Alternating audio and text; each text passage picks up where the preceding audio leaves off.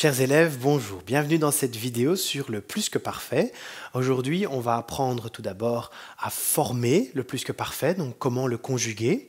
Et ensuite, on va apprendre dans quelle situation l'utiliser, donc l'emploi du plus que parfait. Mais tout d'abord, on commence avec quelques phrases d'exemple. La première phrase, il a crié parce qu'il avait vu une araignée. Donc c'est la première phrase, il a crié parce qu'il avait vu une araignée. Deuxième phrase d'exemple, j'étais tout mouillé parce que j'avais attendu le bus sous la pluie. Troisième phrase d'exemple, quand la police est arrivée, les criminels étaient déjà partis. Et enfin, dernier exemple, si tu étais arrivé à l'heure, tu n'aurais pas raté ton train. Donc si tu étais arrivé à l'heure, tu n'aurais pas raté ton train. Alors, on commence par la formation et regardez bien les quatre verbes. Donc les quatre verbes qui sont en gras, ces quatre verbes-ci, ce sont des verbes au plus que parfait. Donc avait vu, avait attendu, était parti, était arrivé. Si vous regardez la première partie du verbe au plus que parfait, vous allez remarquer, donc celle qui est en orange, vous allez remarquer qu'il n'y a que deux verbes différents. C'est soit le verbe avoir, soit le verbe être. Donc avoir ou être. Et ces deux verbes, on les conjugue à l'imparfait. Il avait, j'avais, ils étaient, tu étais, c'est l'imparfait. Donc ça, c'est la première partie du verbe. Donc soit avoir, soit être à l'imparfait. Et la deuxième partie du verbe que vous voyez ici en bleu, eh bien, c'est tout simplement le participe passé. Alors, pour que vous compreniez bien, je vais vous donner un exemple d'un verbe conjugué au plus que parfait avec l'auxiliaire avoir. Donc on commence par conjuguer avoir à l'imparfait, c'est assez simple, on dit j'avais, tu avais, il avait, nous avions, vous aviez, ils avaient, plus le participe passé d'un verbe, par exemple le verbe faire, et cela donne j'avais fait, tu avais fait, il avait fait, nous avions fait, vous aviez fait, et ils avaient fait. Et maintenant, un exemple avec un verbe conjugué avec l'auxiliaire être, un verbe de la maison d'être. On commence par conjuguer l'auxiliaire être à l'imparfait. Cela donne j'étais, tu étais, il était, nous étions, vous étiez, ils étaient. Donc ça, vous connaissez bien la conjugaison à l'imparfait. Plus le participe passé, ici par exemple, venu, j'étais venu, tu étais venu, il était venu, nous étions venus, vous étiez venus et ils étaient venus. Donc faites attention ici, parfois il faut rajouter un E, parfois il faut rajouter un S.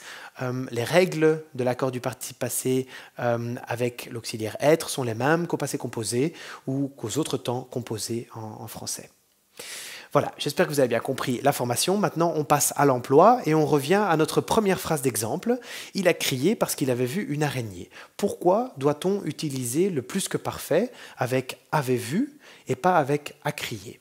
Okay, donc d'abord, je vais vous expliquer ceci avec une ligne du temps. C'est très important que vous compreniez bien l'ordre des événements dans cette phrase. La première ligne que vous voyez là, c'est le présent, donc c'est maintenant. Il y a un verbe dans la phrase, c'est « à crier ». Et le premier moment de l'histoire, c'est « à crier » quand on revient dans le passé. D'accord ? Donc « à crier », c'est un verbe au passé composé. D'accord ? Donc c'est le moment où il crie. Et il y a un autre moment où il voit une araignée. Et ce moment, le moment où il voit l'araignée, il se passe avant le moment où il crie. Donc c'est encore avant ce moment-ci, il voit l'araignée. Donc on dit, il a crié parce qu'il avait vu une araignée. D'accord ? Donc le moment où il voit l'araignée, ça se passe avant le moment où il a crié. Mais le moment où il crie, ça se passe déjà dans le passé. D'accord ? Donc le plus que parfait, c'est un temps que l'on utilise pour parler d'une action qui se passe avant une autre action qui est dans le passé. Donc c'est une action qui est avant une autre action dans le passé. Donc très important, c'est ce qu'on appelle l'antériorité en français, et c'est l'utilisation du plus que parfait. Voici la traduction du verbe en anglais et en néerlandais pour que vous compreniez bien, l'utilisation est presque identique dans les deux langues. Et maintenant, un autre exemple, notre dernière phrase, « Si tu étais arrivé à l'heure, tu n'aurais pas raté ton train ». Ici, on ne peut pas vraiment parler d'antériorité, c'est une phrase hypothétique. Donc le train est déjà parti, c'est trop tard, mais on dit si tu étais arrivé à l'heure, donc imaginons que tu sois arrivé à l'heure, tu n'aurais pas raté ton train. Donc c'est une phrase avec si, et la phrase avec si, elle respecte des règles très strictes en français. Le premier temps qui vient juste après la conjonction si, c'est le plus que parfait, dans une hypothèse irréalisable dans le passé. Ensuite, on utilise une virgule. Et puis, le deuxième temps qui arrive dans l'autre phrase, la phrase principale, c'est conditionnel passé. Donc, si plus que parfait, une virgule, et puis on utilise le conditionnel passé. Le conditionnel passé, c'est aurait raté. Je vous ferai encore une autre vidéo sur ce temps. Je vous mettrai le lien dans la description. Voilà, j'espère que vous avez bien compris. On récapitule la théorie. Donc la formation, l'auxiliaire avoir ou être à l'imparfait, plus le participe passé. Donc ça, c'est la formation. L'utilisation, premièrement, une action qui se passe avant une autre action dans le passé. Ça, c'est la première utilisation du plus que parfait. Et deuxième utilisation, la phrase irréalisable avec si.